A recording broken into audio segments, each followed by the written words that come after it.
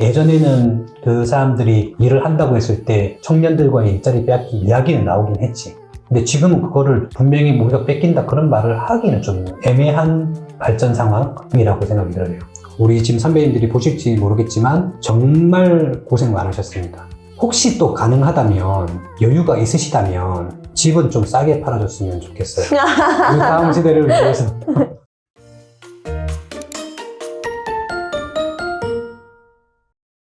대표님, 안녕하세요. 반갑습니다. 오늘 유독 티가 조금 눈에 띄네요. 이건 우리 대학원 전공티입니다.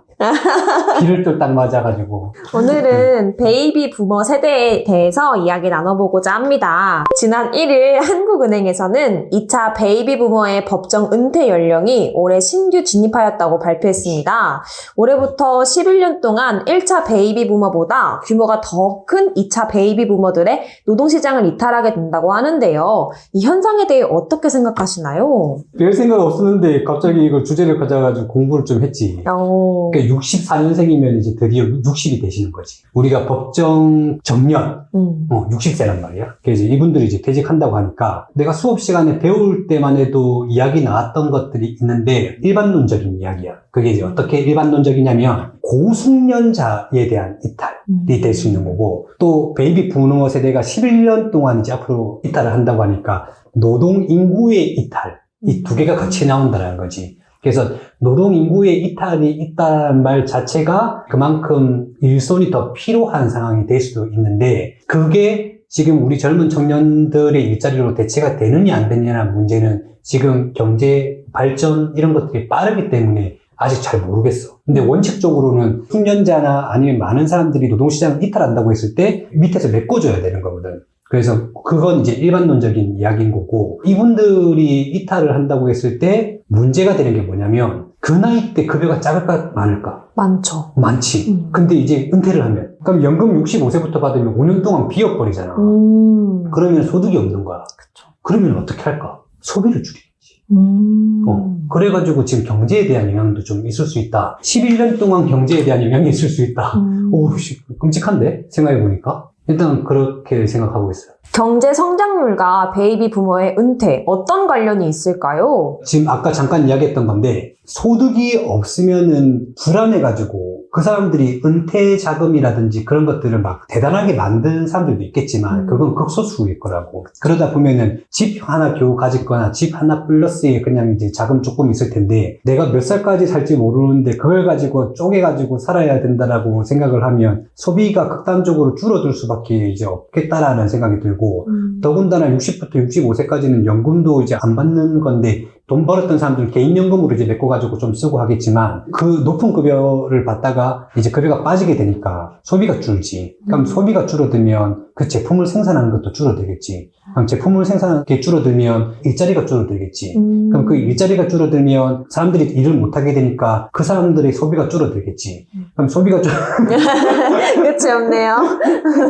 그런 식으로 이제 저성장 국면으로 돌아갈 수 있을 가능성이 일반적으로는 있다고 봐야죠. 베이비 부머의 특성을 보면 이전 세대에 비해 근로 의지가 강하다고 하는데요. 이들은 왜 은퇴 후에 단순 반복직으로 내몰리고 있는 걸까요? 베이비 부머 폭발. 그러니까 그 시기에 엄청 많은 사람들이 태어났어. 내가 알기로는 70년대생 선배들이 가장 많은 인구로 태어난 걸로 알고 있거든. 한번 생각을 해봐. 제로선 같은 시대잖아. 지금 보면 나랑 경쟁해야 될 인구가 25만 명일 때와 나랑 경쟁해야 될 나이 동갑대가 80만 100만일 때를 생각해봐.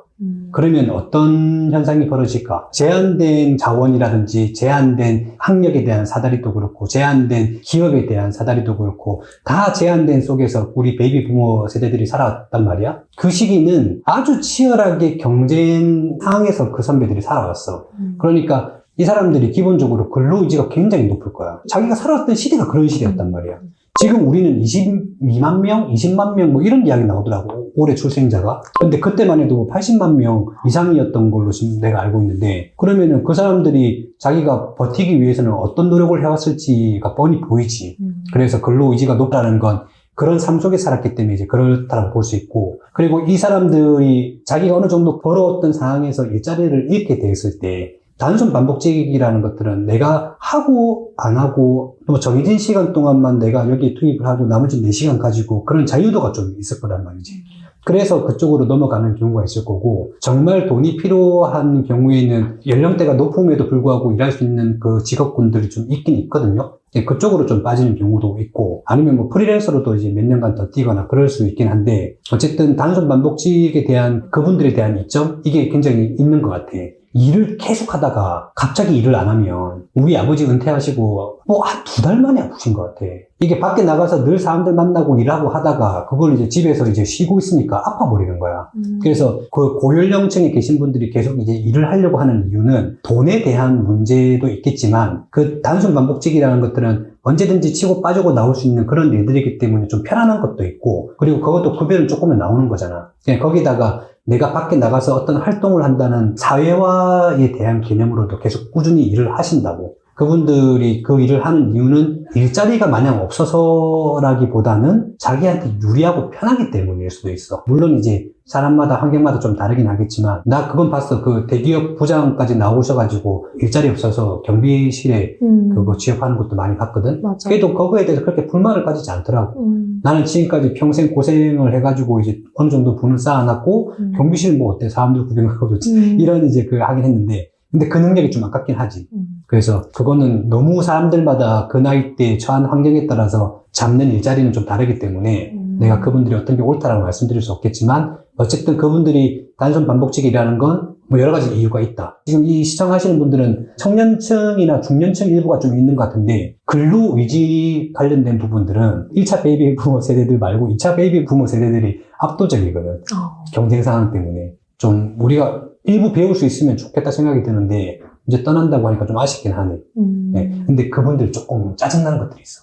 내 선배들 세대였거든. 내 위의 세대들이 이제 60년대 후반 70년대 선배들이 이제 위에 부장님으로 계셨는데, 그 경쟁 상황에 막 치열하게 싸우다 보니까 사람이 엄청 잔인하거나 아니면은 엄청 짓궂거나 아니면 엄청 꼰대스럽거나 남을 죽일 수도 있어. 그 사람들은 확 쳐내는 그런 느낌도 있는 거고, 나쁜 전략과 나쁜 전술 있잖아. 그런 걸 쓰면서도 버텨온 분들이기 때문에 그게 좀 있긴 한데, 일부 그렇다는 뜻입니다. 일부.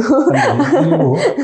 근데 베이비 부머가 은퇴를 하지 않고 계속 일을 한다면 지금도 힘든 청년들의 일자리는 더 줄어드는 거 아닐까요? 그건 이제 일반론적인 거죠. 계속 그런 주장은 있어요. 예전 같으면은 일자리 빼앗기라고 할 수 있을 것 같은데, 그 나이 때 하는 일과 우리 청년 세대 나이 때 하는 일 중에 겹치는 부분들은 약간 단순 반복적인 부분, 아르바이트 일부일 것 같은데, 일반 그 정규직이 일자리 이쪽 영역에서는 그렇게는 겹치지 않을 것 같다. 그래서 청년들 일자리 뺏는 것들은 이제 파트타임 정도의 일자리가 싸움이 있을 수 있고, 나머지는 그렇게 큰 영향이 없을 거라고 생각이 들어요. 그리고 그 세대들 같은 경우에는 우리가 배워왔던 교육체계와 그분들이 배워왔던 교육체계도 다르고, 우리가 쓰는 도구들과 그 사람들이 쓰는 도구들이 달랐어. 그렇기 때문에 일적인 부분에서는 그렇게 겹치지는 않을 거야. 예전에는 그 사람들이 일을 한다고 했을 때 청년들과의 일자리 빼앗기 이야기는 나오긴 했지. 근데 지금은 그거를 분명히 우리가 뺏긴다 그런 말을 하기는 좀 애매한 발전 상황이라고 생각이 들어요. 네, 마지막으로 영상을 보시는 시청자분들께 한 말씀 부탁드립니다.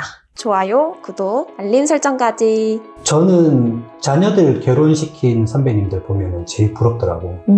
지금 우리 베이비 부모 세대 분들이 그런 나이대잖아. 정말 그때까지 고생해가지고 치열하게 싸워와가지고 일하시고 이제 나오시게 되는데, 우리 지금 선배님들이 보실지 모르겠지만 정말 고생 많으셨습니다. 혹시 또 가능하다면, 여유가 있으시다면 집은 좀 싸게 팔아줬으면 좋겠어요. 우리 다음 세대를 위해서. 이상입니다. 다음에 또 좋은 주제로 봐요. 안녕.